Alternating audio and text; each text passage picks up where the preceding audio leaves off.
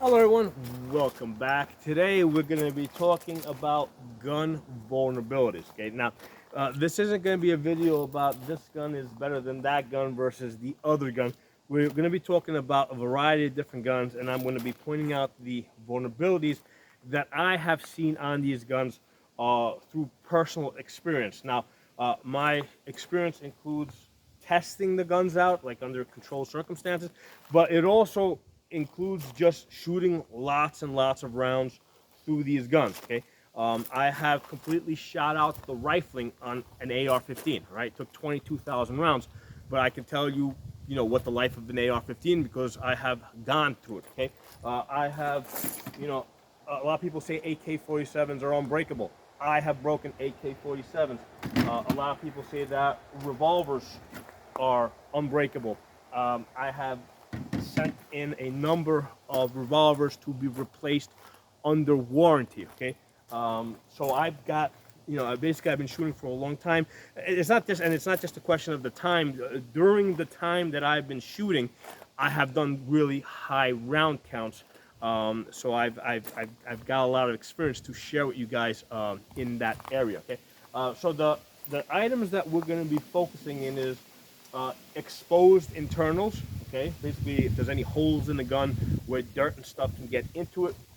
Uh, uh, Magazines. Now I'm saying the word magazine here as a broad term that will also include, let's say, a cylinder or a speed loader. So I'm using the magazine as a broad term for where the ammunition is stored. Okay, regardless of the gun design. We're going to be looking at if there's any reciprocating parts. What that means is parts that move back and forth, and the reason that's important to look at is because parts that move back and forth and are required to move back and forth, if they get hit or if that action is interrupted, that's going to jam up the gun. Okay, we're going to be looking if the gun is recoil dependent, because basically if the gun depends on recoil to power it, okay, as semi-automatic typically does, if that recoil is not present, the gun's not going to work. Okay, and then we're going to look at fouling, right? And by that we're talking about when you're shooting, right? There's basically you're burning gunpowder, and at a certain point that gunpowder that fouling becomes so much that the gun can stop working, or it cannot, or it can become not so reliable. And we're also going to be looking at that. Okay, so first thing we're going to talk about is exposed internals, or holes in the gun. And I did a test just about a week ago where I took a couple of guns, right? I had a semi-automatic and I had a revolver. And what I did is I poured sand into both sides of the guns.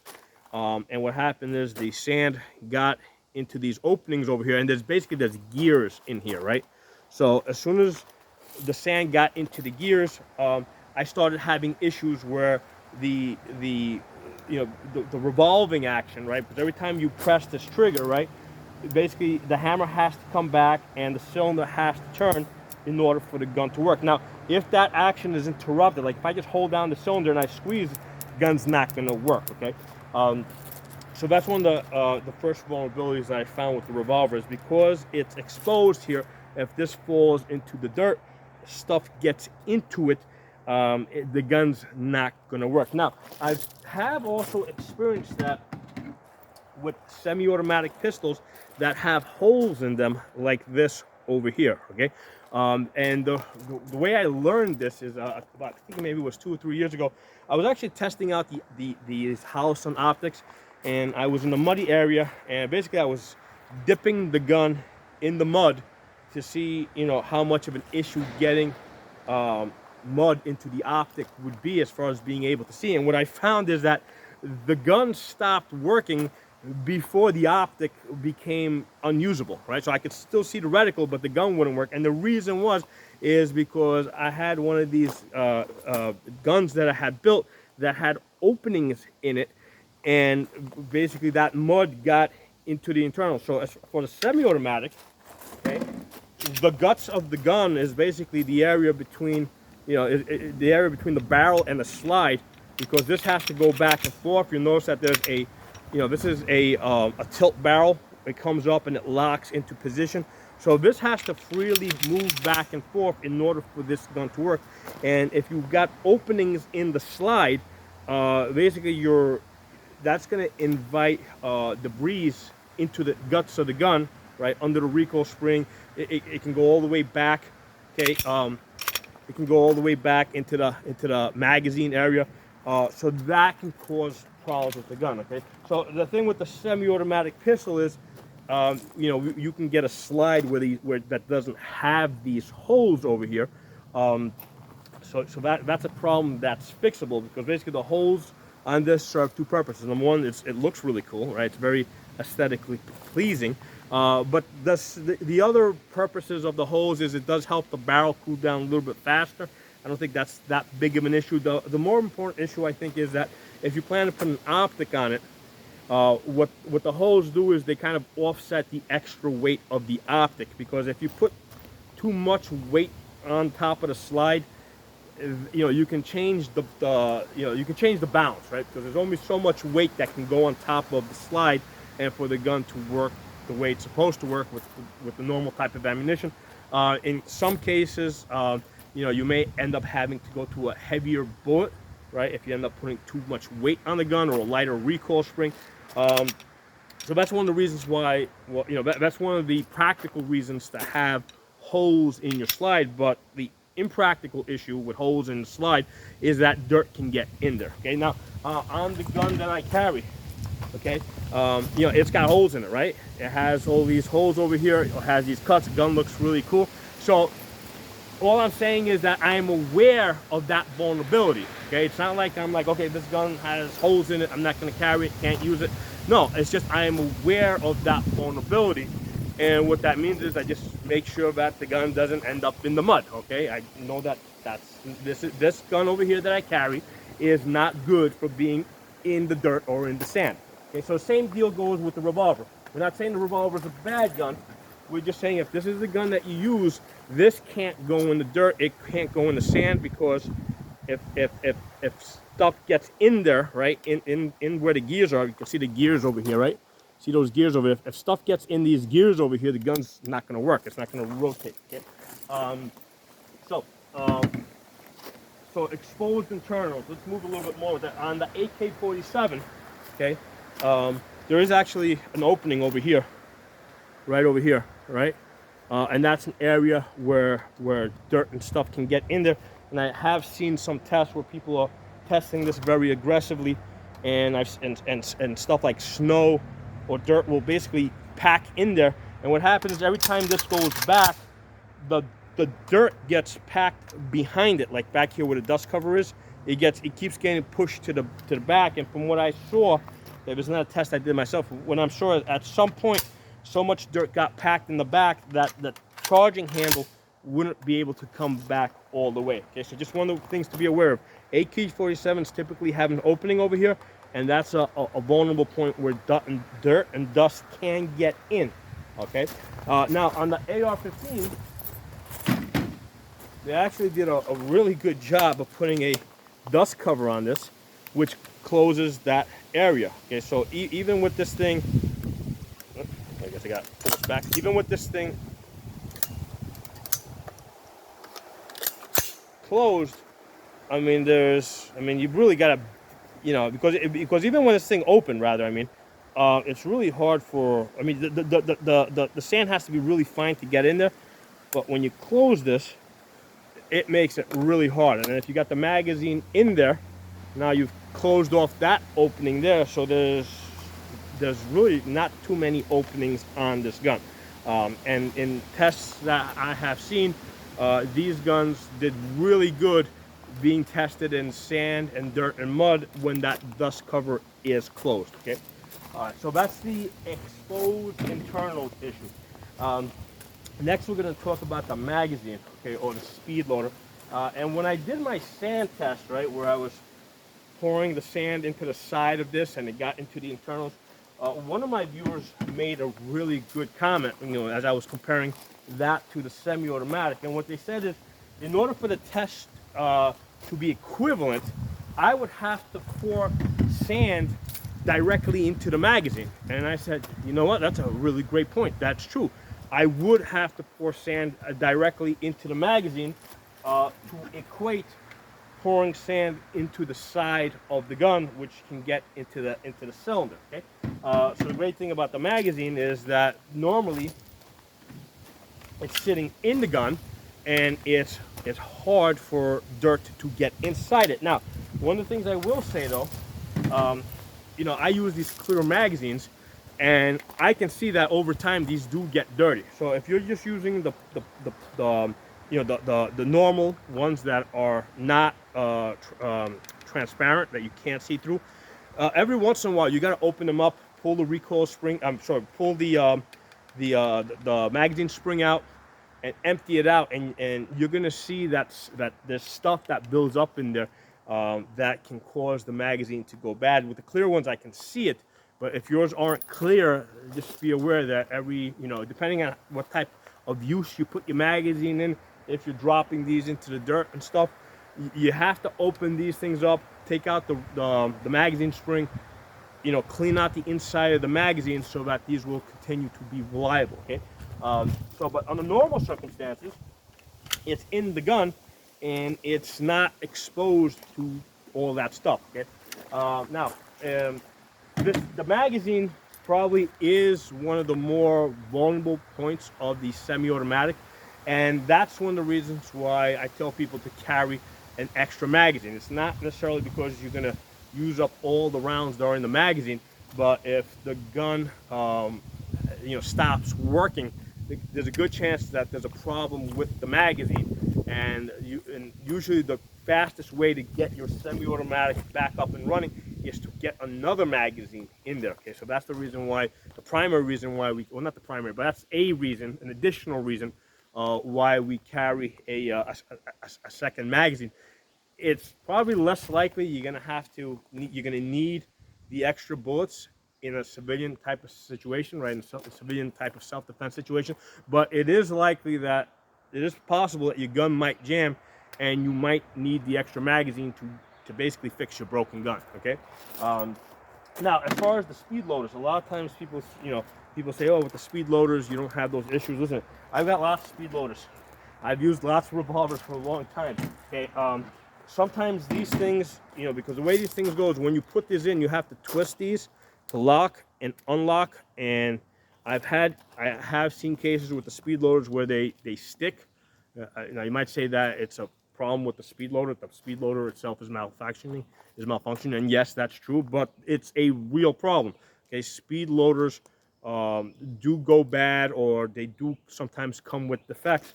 So speed loaders, you know, that can be one issue with the speed loaders. The other issue with the speed loaders is on some guns, right? Like I got this 44 Magnum here. I got this.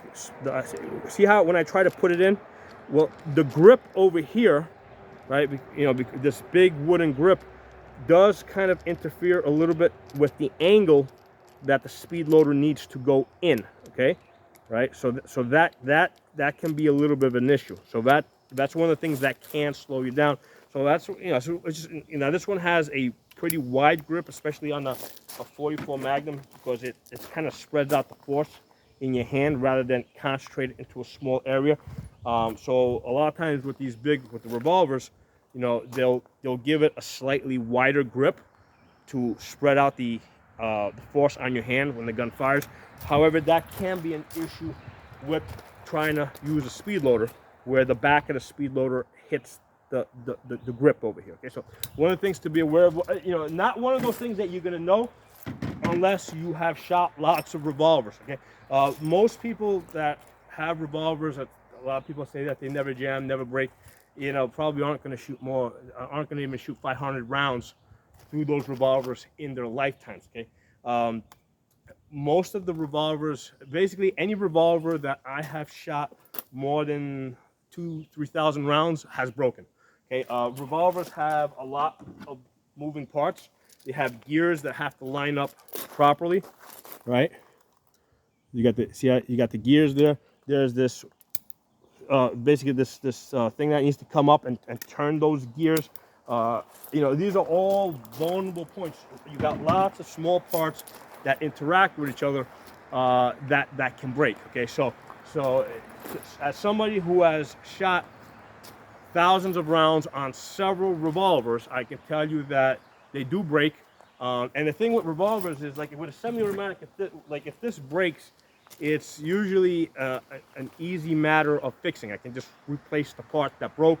The parts are usually easy to fix. I can make the repair myself. Okay, with the revolver, when these revolvers break, they're not so easy to access the inside where the parts are.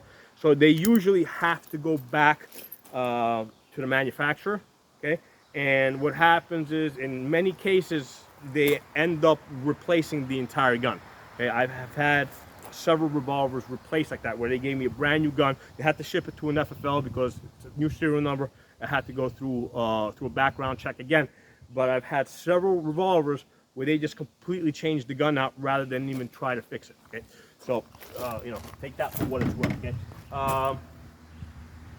So yeah, so the magazine and basically the thing that stores the ammunition is a point of weakness. Okay, regardless of whether you're using a magazine or a speed loader, and that's why you want to have extra magazines, extra speed loaders. These things do break, both of them. Okay, I've broken both of them. Okay, many times. Okay, so that's just a vulnerable area. Be aware of it. Okay. Okay, reciprocating. Okay, reciprocating, where things move back and forth. Like on this gun, every time you fire this, that goes back and forth. Okay, so that has to reciprocate, right, in order for the gun to work. Okay, same deal here.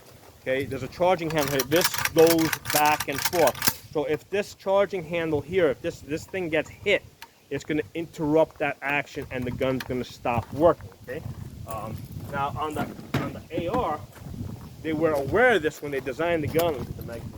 All right, so what they do is they got a non-reciprocating charging handle. So basically, normally when this gun fires, this does not go back and forth and hit you in the nose, right? That stays there, and the bolt goes back and forth. So the reciprocating action happens internally. There's nothing externally that's reciprocating, so there's less of a chance of there's no chance of, or almost no chance of, that bolt being hit by something. Like literally got to put your finger in there. And so a lot of times what happens when people are shooting and I'm doing jamming drills, what I'll do is I got a stick that I'll kind of sneak in, and I'll put a stick in there to intentionally jam up the gun, so that it'll force them to unjam the gun. But the point is that's it takes a little effort to get that stick in there to interrupt that action. Whereas with this, because you got a charging handle that's sticking out, I can interrupt this action a lot easier. Same deal with this. If somebody's shooting, I can basically just, if I put something, if I, just hit the back of the gun over here with something while they're shooting with a stick or something, the gun's going to stop working, and they have to unjam the gun. Okay, so because the gun is reciprocating, it has to reciprocate in order for it to work. If it gets hit, it's not going to work. Now with the revolver, I mentioned it earlier. There's nothing that reciprocates, but you just got this thing that has to turn. And if you get something like a piece of clothing or something that gets caught up in there and prevents that prevents the cylinder from turning, okay, that's going to cause a jam. Now, usually it's not a piece of clothing that stops that revolving action, but some other piece of debris. And usually it'll be dirt, sand. On this gun over here, this is a cap and ball revolver. Okay, the thing that usually stops that revolving action is these caps. So normally when you cock this, you gotta point the gun up. You gotta put your finger in there, because remember, this is a single action gun. Pressing that is a loaded gun. Pressing this doesn't do anything. You have to cock this back in order for it to work. Okay, so normally you gotta put your finger in there so that you don't drop the gun, to help you control it, and then you cock the gun. And the reason why you point it up is so that these caps will fall out into the ground. And if you cock it like this, these caps will, a lot of times they'll get stuck in the gears, and that's one of the problems with this gun. This was a problem, back in period, during the Civil War. These guns would jam up as these caps would basically get caught up in the gears of the gun. Okay, that was a problem then. It's a problem now. Okay, and again, you just gotta be aware of it. Be aware that that is a problem.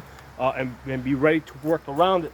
The workaround for this was to carry multiple revolvers. Okay, that's what they did. They carried multiple revolvers, so if they, that was basically the fastest reload. Just getting another revolver. All right. So we covered reciprocating. Let's talk about a gun being recoil dependent. So a nice thing about the revolver is it's not recoil dependent. Okay, no matter how you hold this, if you press that trigger, the gun's gonna fire, and and you pull the trigger again, it'll fire again. As long as the revolving action is not blocked, the gun will continue to fire. Whereas with any semi-automatic, it is recoil dependent. In order for this gun to work, the bottom part, the slide, has to stay steady usually for this to go back and forth, right? This has to come all the way back to eject the empty case and then pick up the next round. So if you're holding this gun loosely, and I don't care what gun you have, a Glock, a Sig, or whatever, I can cause any semi-automatic to jam up by holding it with a weak grip, or rather any semi-automatic pistol.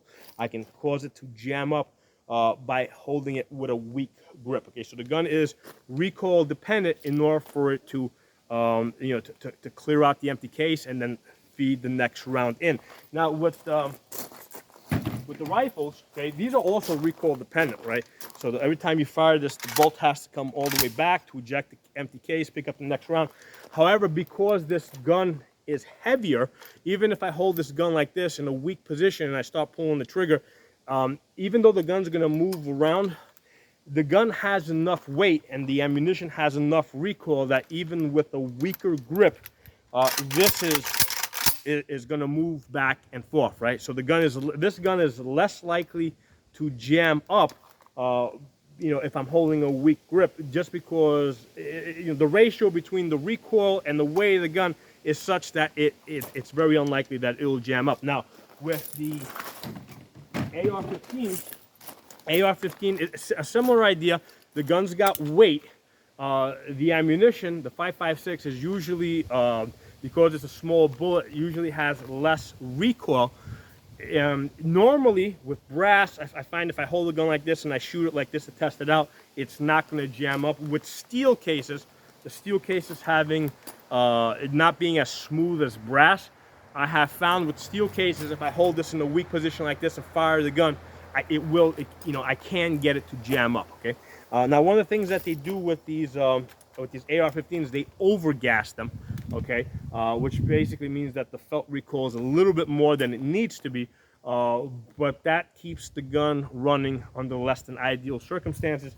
Like, for example, if you have a weak grip, if the gun gets dirty, so that's one of the things I have found with the AR-15. But amongst these guns, I have found that the AKs, if you're holding this with a weak grip, I've never seen an AK jam. And again, that has everything to do with the recoil relative to the weight of the gun. There's just enough recoil to, overcome, whatever. Even if this gun goes boom, boom, boom, there's just enough power there to cycle this bolt all the way back. Okay. Okay. So next, let's talk about fouling. Okay. So here's the thing. As you shoot the gun, you're burning stuff, and at some point, you're gonna get enough fouling that the gun's gonna stop to work. Now with Glocks and these semi-automatic pistols, I have found that they can go like 3,000 rounds, okay, and they'll still keep working.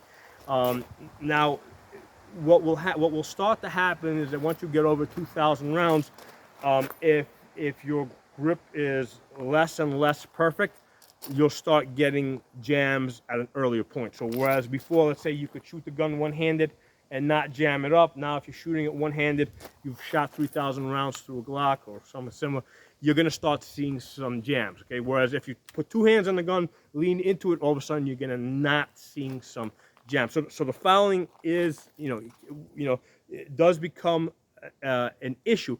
Now, one of the things to be aware of is when it rains, okay? And I know because I shoot in the rain. So you can have one of these guns that only has, let's say, 1,000 rounds on it or 700 rounds on it. And what happens is that residue from the burnt powder is fine. Is less of an issue as long as it stays in dust form.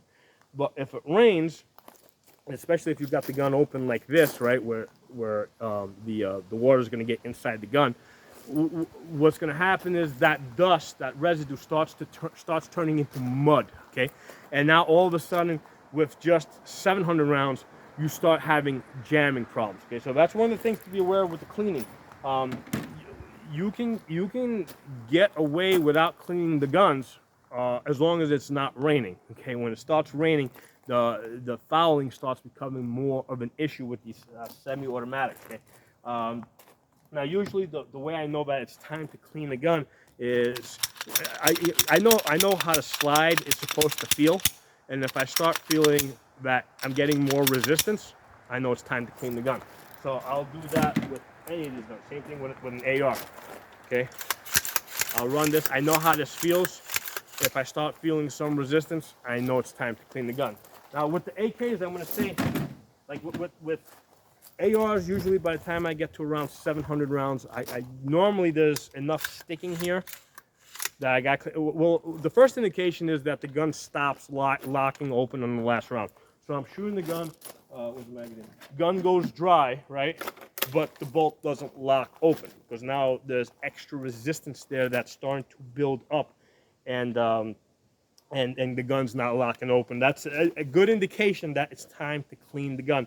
With AKs, I think I've gone as far as like almost 8,000 rounds, close to 10,000 rounds without cleaning one of these things.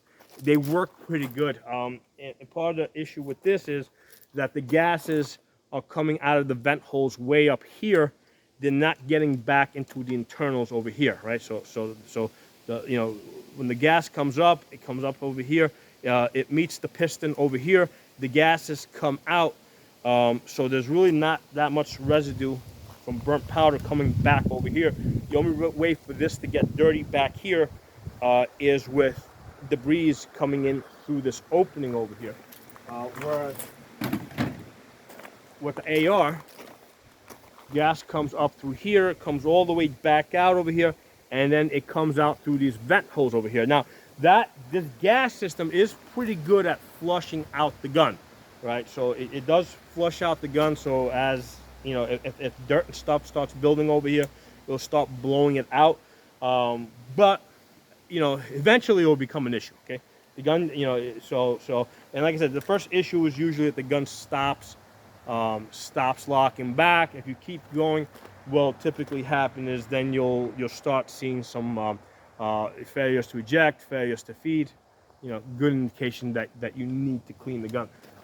So fouling is a real thing. It just takes longer, or it takes it takes a different amount of time on different guns. On this gun over here, which shoots black powder, if I shoot 3 or 4 of these cylinder loads over here, I mean, I start having issues. Okay, on the Colts, I start having issues with the cylinder rotating.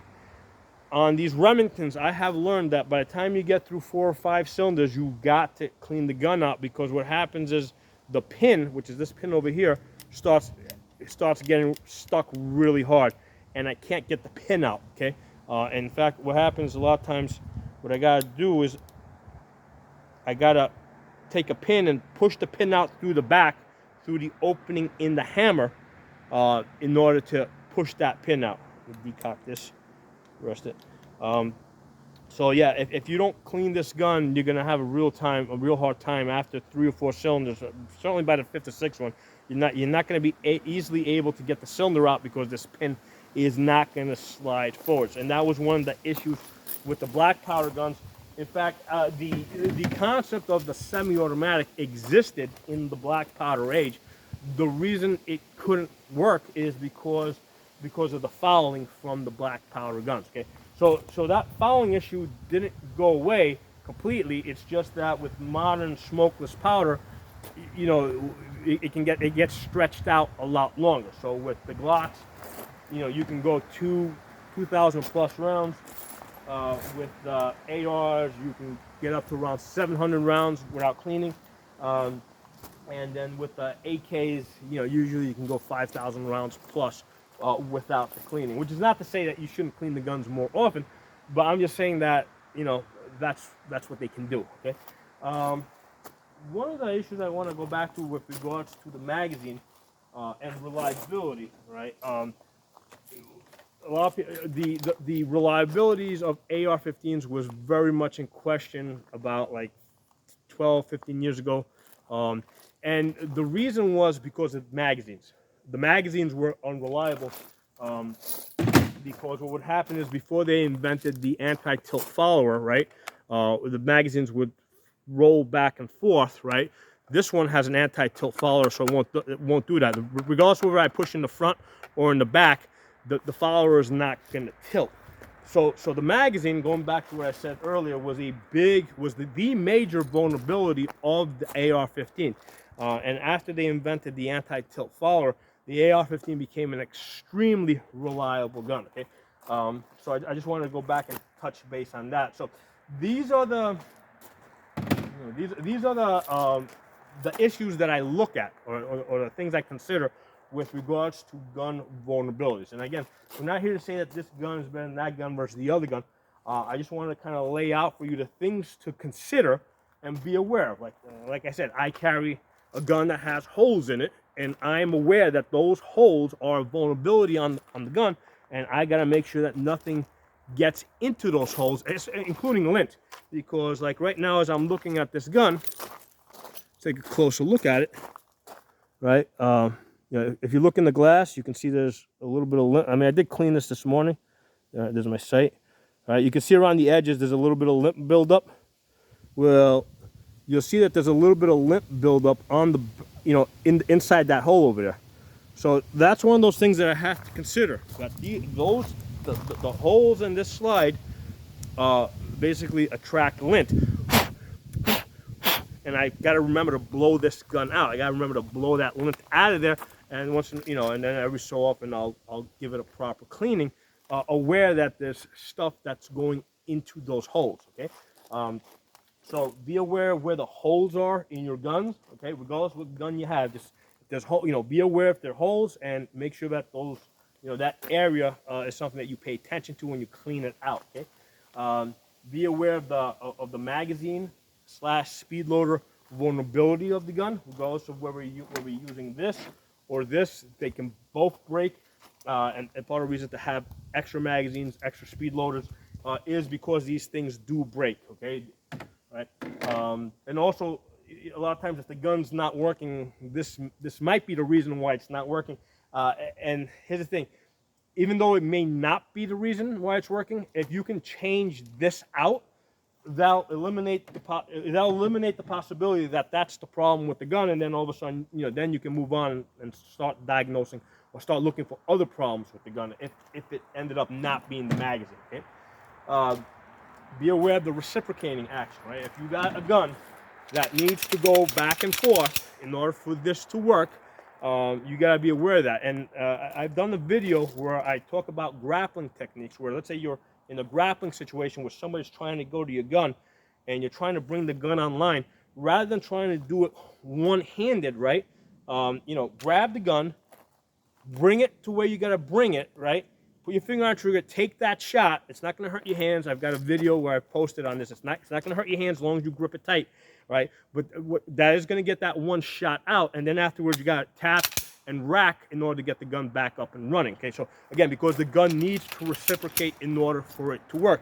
And if you do an action, whether intentionally or unintentionally, that stops that reciprocating action, you gotta work through it. You gotta get the gun back up and running, and usually that involves the tap and the rack. Okay, so reciprocating, being aware if the gun is recoil dependent. So, for example, whereas with the revolver, if you've got, let's say, a bad round, you just pull the trigger again, and the gun will rotate to the next round. Whereas with the semi-automatic, if you've got a bad round or a misfire, you got to do a tap and rack. If you've got a gun that is a double action, single action, you do have that double strike capability. So again, if you've got it, practice that. Practice. If use load some dummy rounds into your magazine so that you will occasionally get a misfire, so you can automatically take that second shot and then do the tap and rack if you need to. Okay.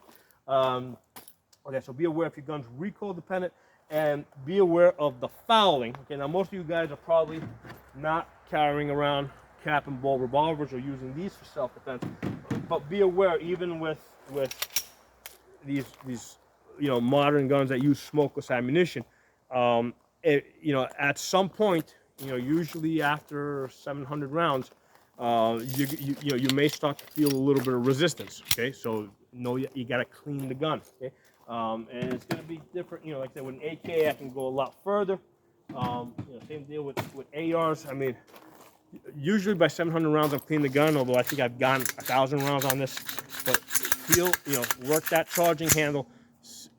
See if there's a difference in the resistance when you charge this. Okay. So I hope this video was useful. Drop some comments below. Let me know what you guys think. If you got anything else you want to add to this, by all means. I don't pretend to know everything. I'm just sharing with you guys my experience.